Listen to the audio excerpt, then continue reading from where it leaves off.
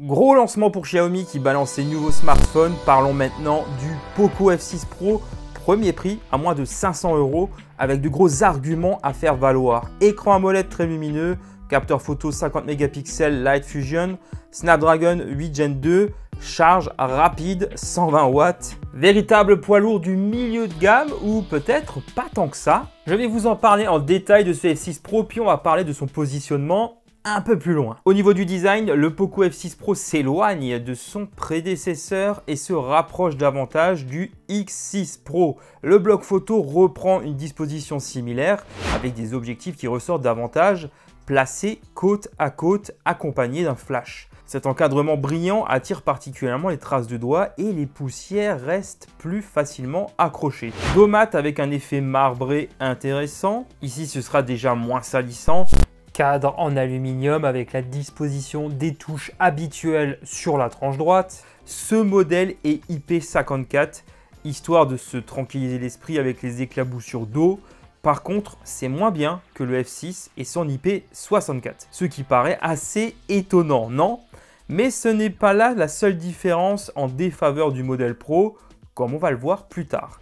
Point de vue ergonomique, les tranches aplaties participent à une bonne prise en main, épais de 8,2 mm pour un poids de 209 grammes. L'écran AMOLED de 6,67 pouces est encore une fois excellent et comme d'habitude ou presque, Xiaomi ne déçoit pas et arrive même cette année encore à aller encore plus loin. Définition maximale de 1440 par 3200 pixels. On a le choix entre ces deux définitions dans les réglages selon vos besoins. Xiaomi n'a pas été avare en ce qui concerne les options. Encore une fois, rien d'étonnant. Taux de rafraîchissement max de 120 Hz, c'est devenu un classique maintenant.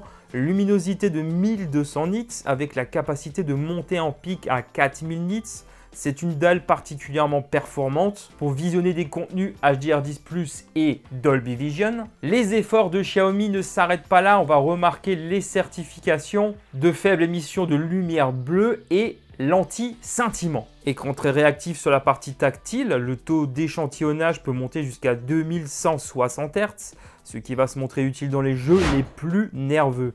Le capteur d'empreinte intégré à l'écran me paraît placé un poil trop bas à mon goût. Gorilla Glass 5. Autre différence majeure avec le F6 qui lui profite d'une meilleure proposition sur ce critère en adoptant le Gorilla Glass Victus. Xiaomi propose directement en sortie de boîte HyperOS directement sur ce smartphone, la nouvelle interface de la marque basée sur Android 14 et se concentre aussi surtout sur des optimisations. J'ai dénombré une vingtaine de bloatware, ces applications partenaires préinstallées par Xiaomi sur son Poco F6 Pro. Certains s'en plaignent, mais ça fait partie du jeu et on peut de toute façon les désinstaller. Xiaomi propose un nouveau menu interconnectivité pensé pour rendre plus cohérent, plus homogène son écosystème. Et c'est une excellente nouvelle pour ceux qui possèdent d'autres appareils de la marque compatibles HyperOS. Je ne vais pas détailler toutes les nouveautés de l'interface dans cette vidéo, j'en ai déjà réalisé une à ce sujet. Et je vous invite à la visionner si ce n'est pas déjà fait. Mais globalement, la marque a surtout axé la communication autour de sa nouvelle interface sur des optimisations, que ce soit au niveau du poids de l'OS, et il se montrerait aussi moins énergivore qu'auparavant. Dites-moi en commentaire comment vous ressentez ces changements si vous possédez un smartphone qui est passé de MIUI à HyperOS. Le passage de l'ancienne à la nouvelle interface se fait sans grande difficulté pour les utilisateurs, puisque c'est fondamentalement la même chose d'un point de vue esthétique, les mêmes codes, etc. Après, j'ai pu lire que certains déplorent la perte de certaines fonctionnalités, notamment celles qui permettaient d'écouter YouTube en arrière-plan, sans avoir à prendre l'abonnement premium. C'est aussi peut-être à prendre en compte. En termes de suivi, on parle de 3 mises à jour Android et 4 ans de correctifs de sécurité sur ce modèle. Le Snapdragon 8 Gen 2 fait battre ses cœurs dans ce F6 Pro. Alors ce n'est pas le haut de gamme de Qualcomm de cette année, c'est le haut de gamme de l'année dernière. Mais je pense personnellement que ça reste un bon choix. Pour maintenir un prix qui reste compétitif dans ce segment, il faut forcément trouver le meilleur compromis possible. Xiaomi propose ici un SoC qui a déjà largement fait ses preuves à plusieurs reprises. Et s'il n'est pas le plus puissant sur le marché, il saura proposer une expérience qui reste haut de gamme, encore en 2024. La puce est couplée à 12 ou 16 Go de RAM, LPDDR5X et 256 à 1 Teraoctet de stockage en UFS 4 selon la variante, non extensible via microSD. Par la suite, je vais être curieux de savoir comment s'en sortira le Poco F6 dans les jeux les plus gourmands. Ce F6 Pro saura se montrer largement à la hauteur. Ce joujou conserve de belles performances dans la durée. Maintenant, au bout de 20-30 minutes de jeu, dans les gros jeux j'entends, qui sollicitent particulièrement la puce, ça chauffe et je le sens assez bien au dos de l'appareil. Uniquement dans ces conditions, parce que le reste du temps, rien à signaler. Comme d'habitude, pour mettre le doigt où ça fait mal, il faut passer par les benchmarks qui révèlent des scores cohérents avec la proposition, à savoir que 3D Mark est bloqué sur ce smartphone, donc je n'ai pas pu faire mon stress test habituel. Mais j'ai fait passer celui de Antutu par exemple, et un autre qui montre une stabilité de l'ordre de 70%, ce qui n'est pas si mauvais que ça. Le Poco reste dans le coup largement cette année et pour les années à venir. Compatible Wi-Fi 7 et Bluetooth 5.3, je vais regretter le fait que l'on soit toujours bloqué en USB 2 en termes de débit. Cela aussi fait partie des concessions. Bonne nouvelle en ce qui concerne la photo, enfin surtout avec le capteur principal. Light Fusion 800 de 50 mégapixels, une nomenclature maison que l'on a déjà croisée avec le Xiaomi 14 par exemple, qui propose lui le Light Fusion 900 pour sa part. On peut espérer un résultat très correct en termes de rendu avec le grand angle, même avec l'absence de collaboration avec Leica. Déjà, le rendu va parler de lui-même, je pense. Xiaomi ne m'a pas habitué à ce niveau-là avec la gamme Poco. Cette année, en tout cas, on ne pourra pas dire que ça n'a pas évolué. Le niveau de détail est meilleur, une bonne plage dynamique. Les lumières sont bien gérées, on sent que ce capteur est particulièrement à l'aise, et ce, dans toutes les conditions ou presque. J'ai eu l'occasion de shooter avec dans toutes les conditions d'éclairage, aussi bien en intérieur qu'en extérieur. J'apprécie beaucoup le résultat et les efforts consentis par Xiaomi sur ce Poco F6 Pro. C'est bon pour du milieu de gamme, cela suffira à contenter sans aucun doute beaucoup de monde. Pas le meilleur non plus, là-dessus on va être clair, mais partant du principe que ce smartphone ne vise pas une cible exigeante en photo pour du milieu de gamme, c'est plus qu'encourageant. Le zoom x2 reste efficace, au-delà on sent de plus en plus de difficultés pour ceux qui voulaient en avoir le cœur net. J'ai pu le tester à plusieurs reprises pour me faire un avis là-dessus. Dans des conditions difficiles, faible lumière, le Light Fusion ne va pas trahir sa dénomination, il suffit de le constater en image. Un temps de pause plutôt correct, même si les cibles les plus mouvantes seront floues. Dans le détail, on remarquera peut-être plus de difficultés ici et là, plus de bruit numérique sur certaines zones périphériques de l'image. Poco va plus loin que les années précédentes en termes de rendu, il faut le concéder. Dans tous les cas, c'est très appréciable, c'est l'un des atouts phares de ce modèle. Et passons maintenant au 8 mégapixels ultra grand angle. Vous savez ce que j'en pense, si vous me suivez depuis un moment, j'ai l'impression de le voir presque partout, sauf dans le haut de gamme, encore heureux. Ça fait partie des concessions, le contraste entre celui-ci et le Light Fusion est important en termes de qualité. Ça fait brouillon, ça manque pas mal de précision sur les côtés, plus de galère avec les lumières, bref, il est là et peut se montrer utile à certaines occasions. Le capteur frontal de 16 mégapixels reste fidèle à ce que j'observe habituellement chez la marque. Il galère un peu avec les lumières hautes en arrière-plan.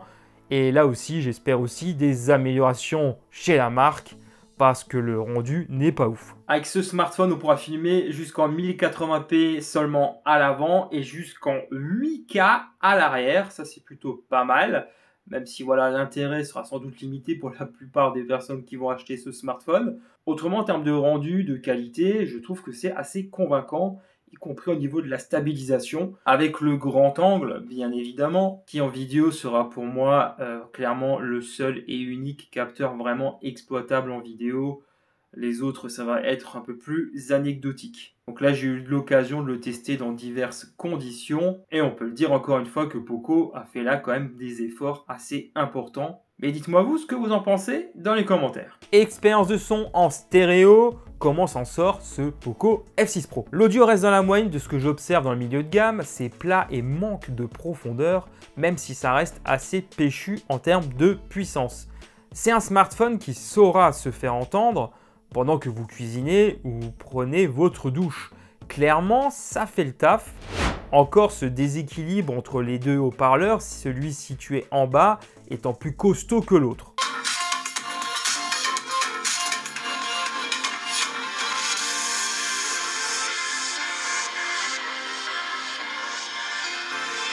5000 mAh de capacité de batterie, c'est devenu assez commun avec le temps et comme j'ai pris l'habitude de le dire maintenant, le résultat n'est pas toujours le même en fonction de tel ou tel modèle. Me concernant, sur une journée type, j'arrive à tenir sans vraiment prendre la tête du jeu, de la navigation web, du streaming.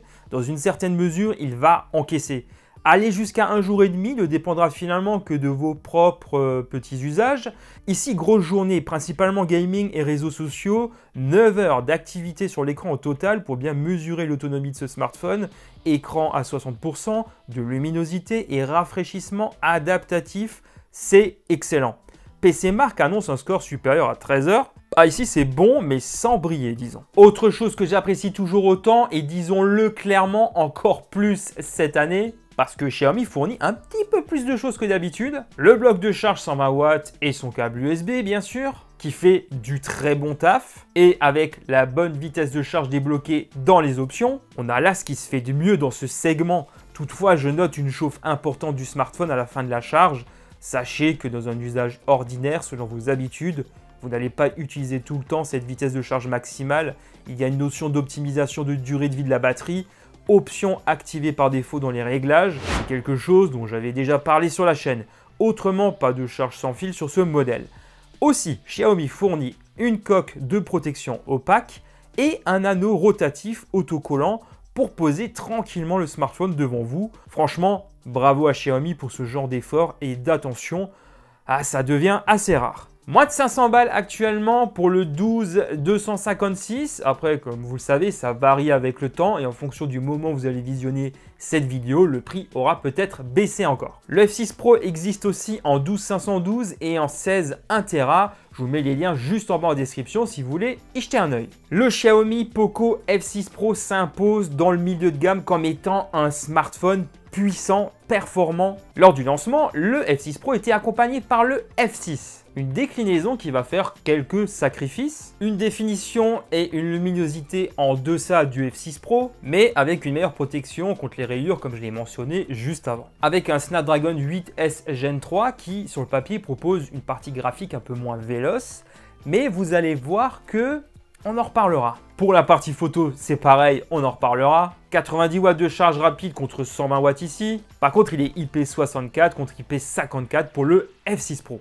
Et il démarre avec un prix bien plus doux, 389 € pour le premier prix en 12-256. Ce qui pourrait potentiellement faire un choix beaucoup plus judicieux. Affaire à suivre. Avant de retrouver le F6 Pro vise un public d'ado, vise un public qui recherche de la performance, tout en conservant un prix qui reste accessible. Ce test vous aura montré ses forces et ses faiblesses. On n'oublie pas les autres appareils lancés par Xiaomi ces derniers mois, les Xiaomi 13T, Poco X6, etc. Dites-moi vous ce que vous en pensez, comment d'après vous se place ce Poco F6 Pro, que ce soit chez Xiaomi ou par rapport à la concurrence. Qu'est-ce que vous aimez, qu'est-ce que vous aimez moins sur ce F6 Pro? Dites-moi tout, soyez exigeants. Un grand merci d'avoir visionné cette vidéo jusqu'au bout. Comme d'habitude, n'hésitez pas à mettre un petit pouce pour me soutenir et de vous abonner pour ne pas rater mes prochaines vidéos en activant la petite cloche. Pour ma part, je vous retrouve très vite sur la chaîne et sur les autres réseaux sociaux où je suis présent. Les liens sont juste en bas en description. À très bientôt. Allez, ciao tout le monde.